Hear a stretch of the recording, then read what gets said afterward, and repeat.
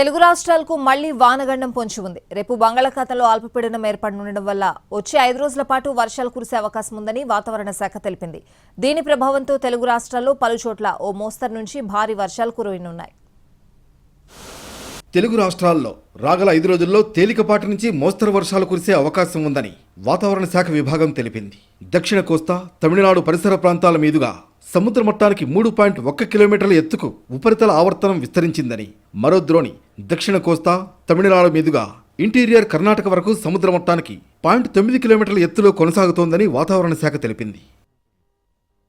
రేపు బంగాళాఖాతంలో అల్పపీడనం ఏర్పడే అవకాశం ఉందని, 24 వరకు వాయుగుండంగా మారనుందని అమరావతి వాతావరణ కేంద్రం తెలిపింది.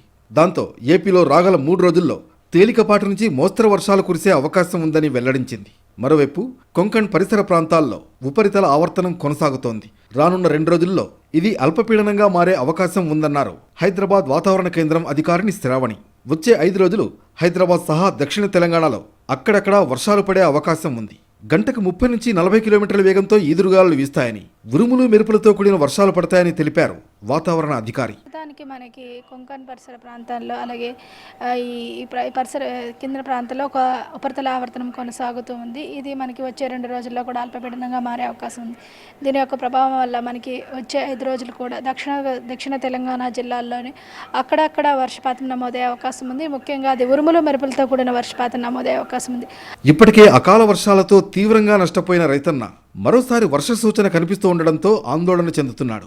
తడిసిన ధాన్యాన్ని వీలైనంత వేగంగా కొనుగోలు చేయాలని కోరుతున్నాడు.